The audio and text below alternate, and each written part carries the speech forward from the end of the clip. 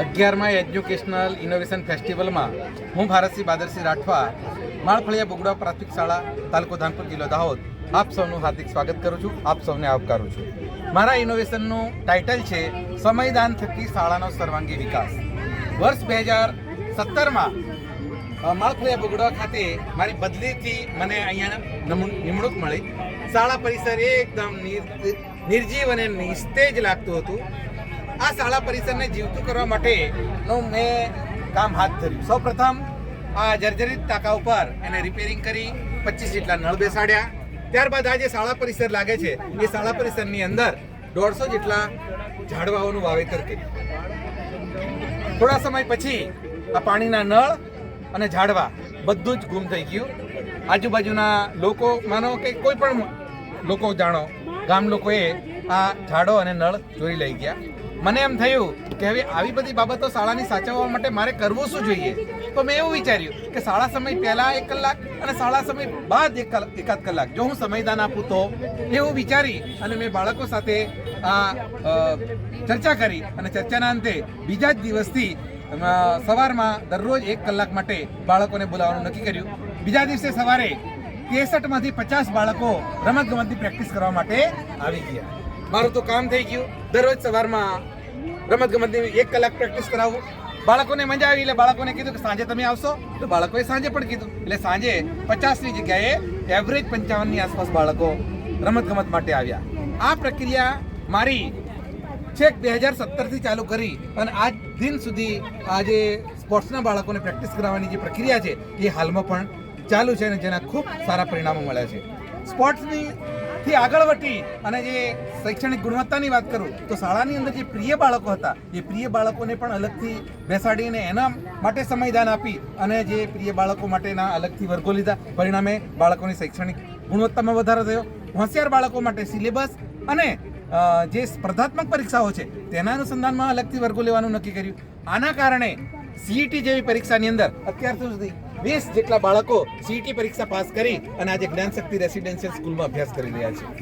એનાથી આગળ જઈને સહઅભ્યાસિક પ્રવૃત્તિઓની હું વાત કરું તમને તો મિત્રો, કલા મહાકુંભની અંદર જિલ્લા કક્ષાએ લોકગીત અને લગ્નગીતની અંદર અમારી શાળાના બાળ કલાકારોનો પ્રથમ નંબર આવેલ છે. મોબાઈલ ટુ સ્પોર્ટ્સ અંતર્ગત પણ લોકગીત અને લગ્નગીતમાં સતત 2 વર્ષ સુધી અમે પ્રથમ આવ્યા છીએ. વાર્તાકથન સ્પર્ધાની અંદર દાહોદ જિલ્લાની અંદર સતત 2 વાર પ્રથમ આવી અને ઝોન કક્ષાએ નેતૃત્વ કરેલ છે. ચિત્રકામ પરીક્ષાના 100% પરિણામો છે. રિસર્ચ પેપર પ્રેઝન્ટેશન કોન્ફરન્સમાં સમગ્ર ગુજરાતની અંદર ટોપર રહ્યાનો અમને ગર્વ છે. અત્યાર સુધી આ શાળાના માધ્યમથી 11 ઇનોવેશનો રજૂ કરવામાં આવ્યા છે. મિત્રો, આની સાથે સાથે જે એનઈપી 2020ની અંદર કહેવામાં આવ્યું છે કે સમુદાયને શાળા સુધી જોડવાની જે વાતો છે, 360 ડિગ્રી હોલિસ્ટિક ડેવલપમેન્ટની જે વાતો છે એ તમામ બાબતો આ સમયદાન થકી અમે કરવાની અંદર સફળ રહ્યા છે. મિત્રો, આ ઇનોવેશનના માધ્યમથી હું તમને ઇનોવેશન પહેલાંની પરિસ્થિતિ કેવી હતી અને ઇનોવેશન પછી કેવા પરિણામો મળ્યા એ આપને કહેવા માંગુ છું. ઇનોવેશન પહેલાં શાળાની રજિસ્ટર સંખ્યા 63 હતી. આજે વર્ષ 2025માં શાળાની રજિસ્ટર સંખ્યા 117 બાળકો છે, જેમાં જુદા જુદા 11 ગામના બાળકો પોતાના સંબંધીઓને ત્યાં રહીને અભ્યાસ કરી રહ્યા છે. બાળકોની સરેરાશ હાજરી 70% જેટલી રહેતી હતી. આજે બાળકોની સરેરાશ હાજરી 92% જેટલી રહે છે. શાળાનો ગુણોત્સવનો ગ્રેડ બી હતો. આજે છેલ્લા આ ચોથા ગુણોત્સવની અંદર અમે 89.50% સાથે સમગ્ર દાહોદ જિલ્લાની અંદર પ્રથમ છીએ અને અત્યાર સુધીના તમામ ગુણોત્સવની અંદર અમે A+ ગ્રેડ મેળવવામાં સફળ છીએ. ખેલ મહાકુંભના પરિણામોની વાત કરું તો ઇનોવેશન પહેલા ખેલ મહાકુંભના પરિણામો 0 હતા. આજે ઇનોવેશન પછી ઓવરઓલ વર્ષ 2017થી લઈને આજ દિન સુધી તાલુકા કક્ષાએ 122 બાળકો જીત્યા છે. જિલ્લા કક્ષાએ 69 બાળકો જીત્યા છે. રાજ્ય કક્ષાએ 9 બાળકો જીત્યા છે અને રાષ્ટ્ર કક્ષાએ પણ 2 બાળકોએ ખેલ મહાકુંભની અંદર ભાગ લીધો છે.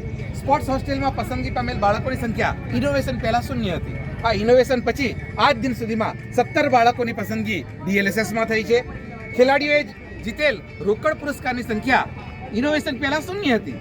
આજે વર્ષ 2017થી લઈને આજ દિન સુધી 6,39,400 રૂપિયાની માતબર રકમ ખેલાડીઓએ રોકડ પુરસ્કાર તરીકે મેળવેલ છે. શાળામાં લોકભાગીદારી 0 હતી. આજે ઇનોવેશન પછી વર્ષ 2017થી લઈને આજ દિન સુધી 6,10,770 ની રકમ લોક ભાગીદારી રૂપે મળેલ છે. શાળા પરિસર આપ જોઈ શકો છો, અહીંયા શાળા પરિસર બિલકુલ નિર્જીવ હતું. અહીંયા તમે જોઈ શકો છો શાળા પરિસર બિલકુલ નિર્જીવ હતું. આજે ઇનોવેશન પછીની તમે જોઈ શકો છો બાળકને શાળામાં આવવું ગમે, રમવું ગમે અને ભણવું ગમે એવું શાળા પરિસર ડેવલપ કરવામાં અમે સફળ થયા છે. સ્પર્ધાત્મક પરીક્ષાઓની વાત કરું તો ઇનોવેશન પહેલા પરિણામો શૂન્ય હતા. આજે સીઈટીની અંદર 20 બાળકો પાસ થઈ અને જ્ઞાન શક્તિ રેસિડેન્શિયલ સ્કૂલમાં અભ્યાસ કરી રહ્યા છે.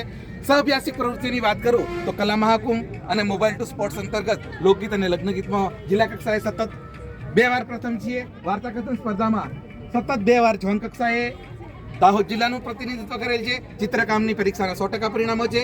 રિસર્ચ પેપર પ્રેઝન્ટેશન કોન્ફરન્સમાં સમગ્ર દાહોદ જિલ્લામાં પ્રથમ નંબર મેળવેલ છે. અત્યાર સુધીમાં 11 ઇનોવેશનો રજૂ કરેલ છે.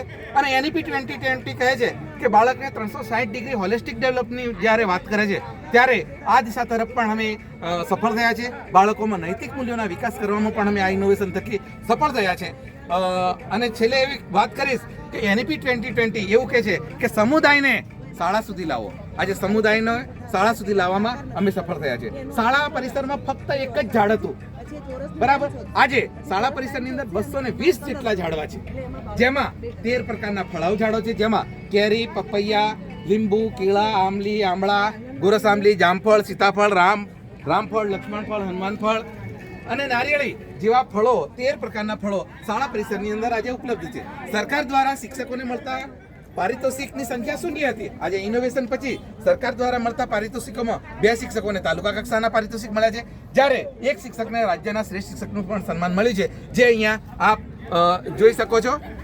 અહીંયા તે શિક્ષકનું ગુજરાત રાજ્યના રાજ્યપાલ મહામહિમ આચાર્ય દેવવ્રત સાહેબ, મુખ્યમંત્રી સાહેબ, પૂર્વ કેબિનેટ મંત્રી, પૂર્વ શિક્ષણ મંત્રી પાનસુરિયા સાહેબ અને હાલના જ આપણા શિક્ષણ મંત્રી પરમાદરણીય રીવાબા જાડેજા દ્વારા પણ એક 5 જાન્યુઆરીએ મારું સન્માન થયું છે. કહેવાનો મતલબ મારો એ છે કે 10:30 થી 5 તો આપણે બધા જ શિક્ષક મિત્રો કામ કરીએ છીએ, પણ જો તમારે ખૂબ ઊંચા પરિણામો જોતા હોય, તમારે બાળકોને ટોપર બનાવવો હોય, શાળાને ટોપર બનાવવી હોય, તો તમારે 10:30 થી 5 સિવાયના સમયમાં જો શિક્ષક મિત્રો સમયદાન આપશે તો ગમે એવા પરિણામોને હાંસલ કરતા એમને કોઈ રોકી શકશે નહીં. આશા રાખું છું કે આ ઇનોવેશનના માધ્યમથી જે કંઈ મિત્રો આ ઇનોવેશનને સાંભળશે, દેખશે, તો આ વિડીયોના માધ્યમથી શિક્ષક મિત્રોને મારો એક મેસેજ છે કે જો આપ બાળકના હિતમાં, બાળકના હૃદય સુધી પહોંચવા ઈચ્છો છો, બાળકના હિતમાં તમે કામ કરો છો, તો શાળા સમય પહેલાં, શાળા સમય પછી અને રજાના સમયમાં